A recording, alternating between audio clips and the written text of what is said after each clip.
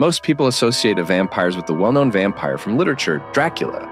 However, many vampire stories have their roots in actual people or events. We count down 5 reported cases of actual vampires in this video.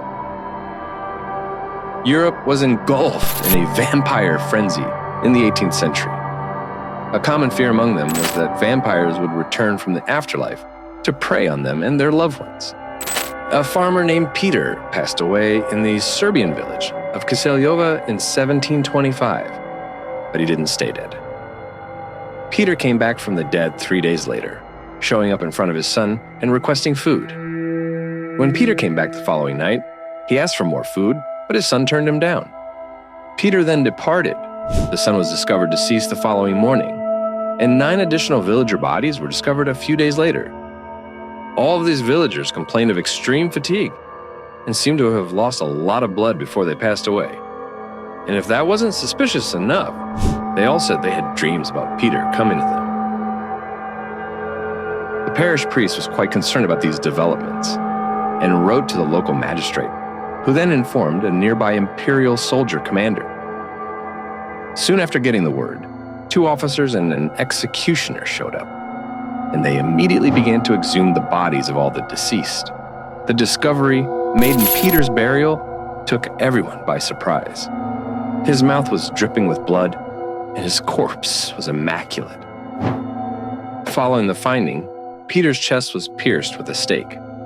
Subsequently, they reduced his body to ashes and proceeded to rebury the bodies of Peter's victims, placing white dawn and garlic with each corpse in the grave as standard precautions. This case introduces us to Miss Flatterer Blow, a hermit who kept going back to the town after he'd passed away. Miss Flatterer, the zombie, would prowl the streets, shouting out people's names as he passed them by. The Blow vampire's body was dug up, and a stake was driven through its heart, because town officials felt it was important to eliminate the menace. Sadly, it was ineffective, as the vampire reappeared in a terrifying form, killing some villagers and choking others. The vampire ridiculed and laughed at those who had attacked him. In a state of extreme desperation, the villagers handed the vampire's lifeless body to a hangman, who punctured it with several white thorn stakes. When he was done, he set fire to the corpses, and everyone could hear the screams of the tortured undead as the vampire was engulfed by the flames. A Silesian village's citizens complained in 1582 of visits from Cuntius, a vampire with foul breath. Johannes Cuntius had been a well-liked citizen before he joined the ranks of the undead.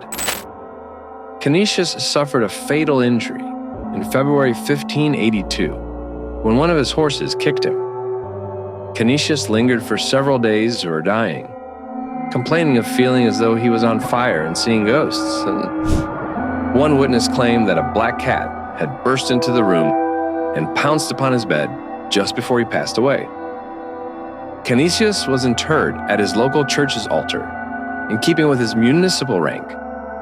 However, a few days later, a number of the villagers claimed to have seen the deceased man. All spoke about an incredibly frigid breath and a deathly stench. Even though the villagers thought this stench was unbearable, they put up with these nighttime visits until late July, when they opened Cuntius's casket and answered his straying calls. His skin was soft and pink. He had a foul neck, and his joints were flexible rather than rigid. Blood spurted out of a vein in his leg as fresh as if he were still alive.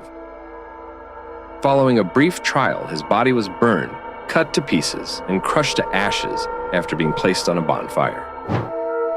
Not surprisingly, the ghost of Cuntius stopped coming at night. In Britain, the phantom of Grange is among the most well-known vampire tales. According to legend, the Fisher family owned Grange for many centuries. The Fishers moved into Lodgett Wellings around the beginning of the 19th century and listed the property for sale. The house stood empty over the long, harsh winter. Grange was at last abandoned to brothers and a sister known as the Cranes when winter gave way to spring. They appeared to have lived life to the fullest, settling into the village routine and mingling with the locals not long after. They adored their new, extremely large home and were widely liked in the village. Miss Cranes well observed something strange near the churchyard one evening as she peered out the window towards the dimly lit churchyard at the base of their lawn. She perceived 2 points of light that appeared to be moving in time above the deeper shade of darkness around the gravestones. They made their way from the cemetery into the wall's shadows and towards the edge of the grass where they played near the churchyard walk. Miss Craneswell's curiosity had given way by now to a profound sense of uneasiness. On an attempt to fall asleep, she secured the door, shut the window, and lay down on her bed. When she did fall asleep, it was with a start that she heard a quiet rustle coming from the window. She sat up straight in bed, twisting. She recognized the 2 points of light outside the window as the eyes of a vampire. She attempted to scream, but fear found its way into her throat first. With a sudden move, he leaped to the bed, grabbed her head, and tore it back as if he was going to kiss her. The brothers were sound asleep in their separate quarters when they heard a shrill scream that shook the Grange's walls. They were in front of their sister's door in an instant. They broke into a terrible scene after smashing through a locked door. The air smelled of moldy decay, and their sister lay on the bed with blood oozing from gashes in her neck. A shadow was creeping at the bottom of the lawn near the churchyard, which one of the brothers noticed as he ran to the open window. They were able to revive Miss Craneswell and stop the blood flow. We tried to preserve her life for the following few hours. The attack did not destroy Miss Craneswell, and when she was healthy enough to go, they transported her to Switzerland so she could recover in the clean mountain air. The brothers vowed to exact revenge on the beast after learning about her story. Thus, it happened that one dog winter's day, the Cranes Welsh was haunted. The chamber with the view of the churchyard became Miss Crane's world, and as the moon rose, 2 dazzling lights appeared again in the churchyard's shadows. A man's form materialized at the window, reaching out to pick the glass to let himself into the bedroom. The 2 brothers were waiting in the shadows this time. They both fired rounds at the figure as it approached the doorway,